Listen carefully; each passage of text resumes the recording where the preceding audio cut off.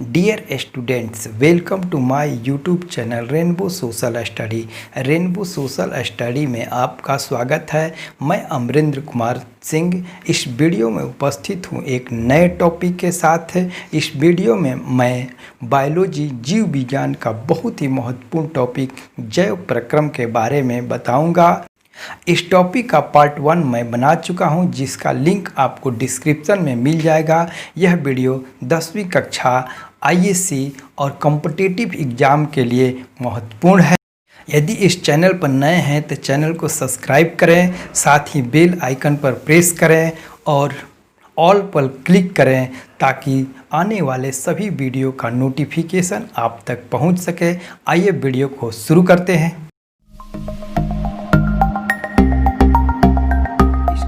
प्रश्न है, ग्रास नली में होता है ए संकुचन, बी शिथिलन, सी ई और बी दोनों, डी इनमें से कोई नहीं। तो इसका सी आंसर सही होगा। संकुचन और शिथिलन दोनों क्रिया होती है।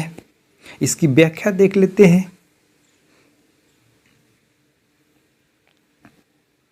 भोजन जब ग्रास नली की दीवार से भोजन के पहुंचते ही ग्रास नली की दीवार में तुरंत ही संकुचन एवं शिथिलन और संकुचन या सिकुड़न और शिथिलन या फैलाव शुरू हो जाता है और जिसे क्रमाकुंचन कहते हैं। और इस प्रकार की गति के कारण भोजन धीरे धीरे नीचे की ओर खिसकता है और ग्रास नली में किसी भी प्रकार की पाचन क्रिया नहीं होती है और ग्रास नली से भोजन आमाशय में पहुंचता है।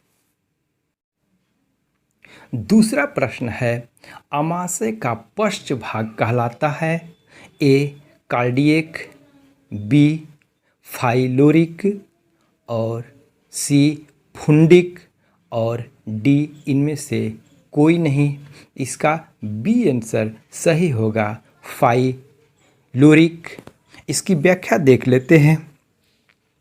आमाशय उदार गुहा में बाईं तरफ स्थित होता है और यह द्विपालिका थैली जैसी रचना होती है और इसकी लंबाई 30 सेंटीमीटर होती है और आमाशय का अग्रभाग कार्डियक तथा पिछला भाग फाइलेरिक कहलाता है और कार्डियक तथा फाइलेरिक के बीच का भाग फुंडिक कहलाता है। तीसरा प्रश्न है, जठर रस स्रावित होता है ए आमाशय, बी अग्नाशय, सी छोटी आंत से और डी बड़ी आंत से। तो इसका ए आंसर सही होगा, आमाशय से। इसकी व्याख्या देख लेते हैं।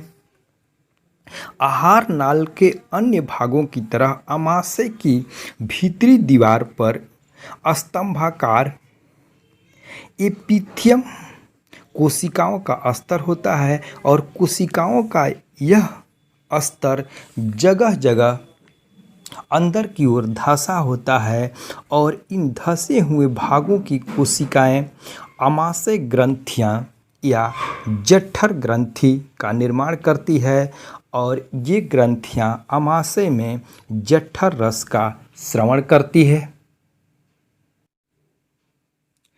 चौथा प्रश्न है, जठर रस स्रावित होता है ए हाइड्रोक्लोरिक अम्ल,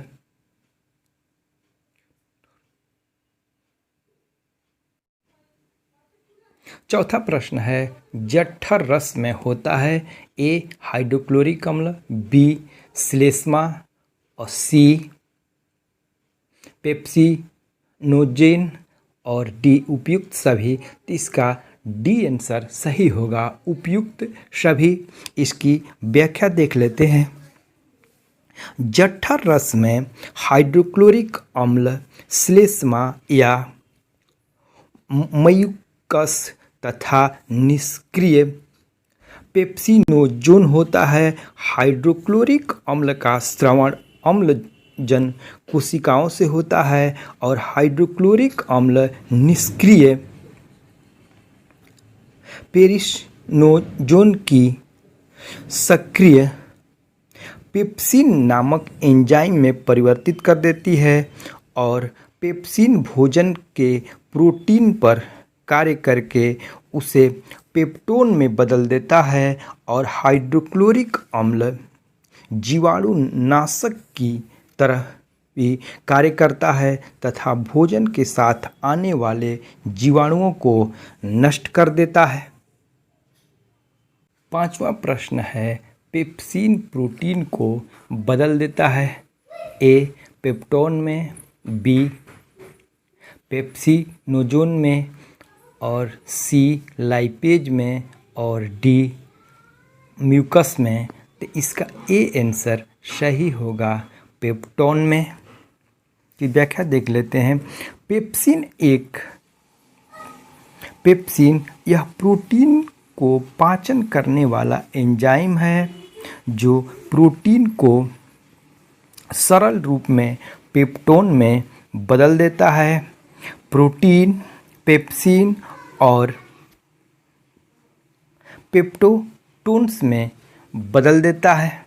छठा प्रश्न है, मनुष्य के आमाशय में प्रतिदिन कितने जठर रस का स्राव होता है? ए 1 लीटर, बी 2 लीटर, सी 3 लीटर, डी 4 लीटर। तो इसका सही आंसर सी होगा 3 लीटर प्रतिदिन जठर रस का स्राव होता है।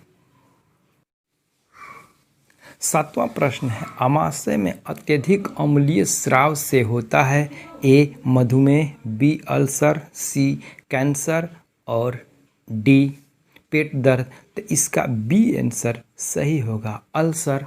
अल्सर जो है वो कैंसर का छोटा रूप है और अत्यधिक अम्लीय स्राव से अल्सर होता है।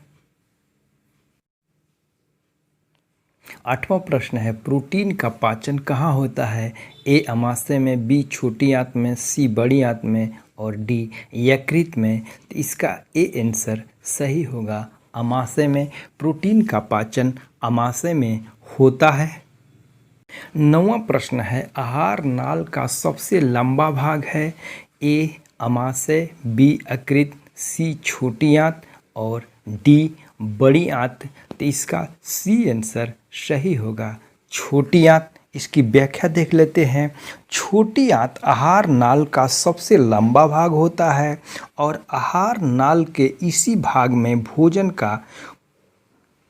की क्रिया पूर्ण होती है और इसकी लंबाई 6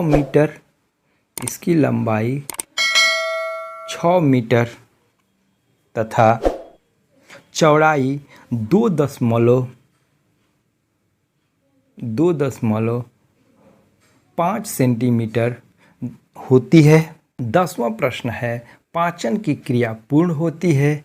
ए बड़ी आंत में, बी छोटी आंत में, सी यकृत में और डी आमाशय में। तो इसका बी आंसर सही होगा पाचन की क्रिया छोटी आंत में पूर्ण होती है। 11वां प्रश्न है, छोटी आंत के कितने भाग होते हैं? ए 1, बी 2, सी 3 और डी 4। तो इसका सी आंसर सही होगा छोटी आंत के 3 भाग होते हैं। जे आकार की ग्रहणी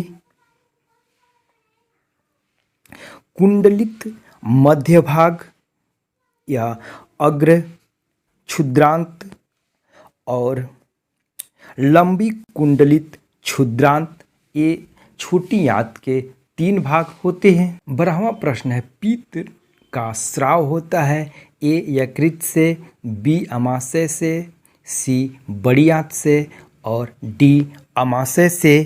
तो इसका ए आंसर सही होगा यकृत से। इसकी व्याख्या देख लेते हैं। यकृत द्वारा स्रावित पित्तरस पित्ताशय में ही संचित होता है और यह पित्त आंत में उपस्थित एंजाइमों की क्रिया को तीव्र कर देता है और इसके अतिरिक्त यकृत कार्बोहाइड्रेट, प्रोटीन एवं वसा के उपापचय में सक्रिय भाग लेता है और तथा शरीर में उत्पन्न जीवाणुओं को प्रभावित कर इसकी रक्षा करता है। 13वां प्रश्न है, शरीर की सबसे बड़ी ग्रंथि है? ए छोटी आंत, बी बड़ी आंत, सी अग्नाशय और डी यकृत। तो इसका डी आंसर सही होगा, यकृत। यकृत शरीर की सबसे बड़ी ग्रंथि है। इसकी व्याख्या देख लेते हैं। यकृत मानव शरीर की सबसे बड़ी ग्रंथि है और इसकी लंबाई 1.5 से 2.0 किलोग्राम के मध्य होती है। 14वां प्रश्न है, पीत होता है? ए गाढ़ा, बी हरा, सी क्षारीय और डी उपयुक्त सभी। तो इसका डी आंसर सही होगा, उपयुक्त सभी। इसकी व्याख्या देख लेते हैं। पीत पीले रंग का एक क्षारीय द्रव होता है और इसका पीत का पीएच मान 7.7 होता है और इनमें 85% जल, 12% पीत एवं पीत वर्णक होता है और 0.7% पीत लवण होता है। 15वां प्रश्न है, भोजन का अंतिम पाचन छोटी आंत के किस भाग में होता है? ए जेजुनम में, बी इलियम में, सी ग्रहणी में और डी इनमें से कोई नहीं। तो इसका बी आंसर सही होगा, इलियम में होता है। इसकी व्याख्या देख लेते हैं। छोटी आंत का प्रारंभिक भाग जो अंग्रेजी के यू अक्षर की तरह मुड़ा रहता है और ग्रहणी या इसको पक्वासे कहलाता है और ग्रहणी की लंबाई लगभग 25 सेंटीमीटर होती है, जबकि शेष भाग की लंबाई 30 सेंटीमीटर लगभग होती है और जो इलियम कहलाता है और इलियम की दीवार की भीतरी सतह पर अंगुली के समान संरचना होती है, पाई जाती है और जिन्हें आंत्र या रसांकुर कहा जाता है और इसी रसांकुर आंत की दीवार को अवशोषण की सतह को बढ़ा देती है और ग्रहणी तथा आमाशय में मुड़कर मध्य अंजन पाया जाता है और इसी में भोजन का अंतिम रूप से पाचन होता है और इलियम अंगुली नुमा जो संरचना होती है इसे इलियम या भिलाई कहा जाता है। 16वां प्रश्न है, छोटी आंत तथा बड़ी आंत के जोड़ पर उपस्थित नली को कहते हैं? ए कोलन, बी सीकम, सी एपेंडिक्स और डी वाहिनी। तो इसका बी आंसर सही होगा, सीकम कहते हैं।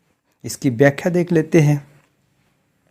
छोटी आंत आहार नाल का अगला भाग बड़ी आंत में खुलता है और बड़ी आंत 2 भागों में विभक्त होती है और ये भाग कोलोन तथा मलाशय कहलाता है और छोटी आंत तथा बड़ी आंत के जोड़ पर एक छोटी सी नली होती है जो सीकम कहलाता है। 17वां प्रश्न है, अपच भोजन मल के रूप में कहाँ संचित होता है? ए रेक्टम में, बी कोलन में, सी सीकम में और डी इलियम में। इसका ए आंसर सही होगा। रेक्टम में अपचा भोजन मल के रूप में संचित होता है। 18वां प्रश्न है, ग्रहणी भाग है ए मुख गुहा का, बी अमाशय का, सी छोटी आंत का, डी बड़ी आंत का। तो इसका सी आंसर सही होगा, छोटी आंत का। इसकी व्याख्या देख लेते हैं। छोटी आंत इसका प्रारंभिक भाग जो अंग्रेजी के यू अक्षर की तरह मुड़ा होता है और ग्रहणी या पक्वाशय कहलाता है, इसलिए इसका ग्रहणी भाग जो होता है वो छोटी आंत का भाग है। 19वां प्रश्न है, इनमें से किस छिद्र द्वारा ग्रसनी ग्रास नली से जुड़ा होता है? ए निगल द्वार, बी कंठ द्वार, सी मल द्वार, डी इनमें से कोई नहीं। इसका ए आंसर सही होगा, निगल द्वार द्वारा ये ग्रास नली से जुड़ा होता है। 20वां प्रश्न है, इनमें से कौन प्रकाश संश्लेषी अंगक है? ए हरित लवक, बी पत्ती, सी स्टोमेटा और डी जड़। तो इसका ए आंसर सही होगा, हरित लवक या क्लोरोप्लास्ट ये प्रकाश संश्लेषी अंगक है। यदि वीडियो पसंद आए तो कमेंट, शेयर, लाइक और सब्सक्राइब करें। पुनः मिलते हैं अगले वीडियो में, तब तक के लिए धन्यवाद।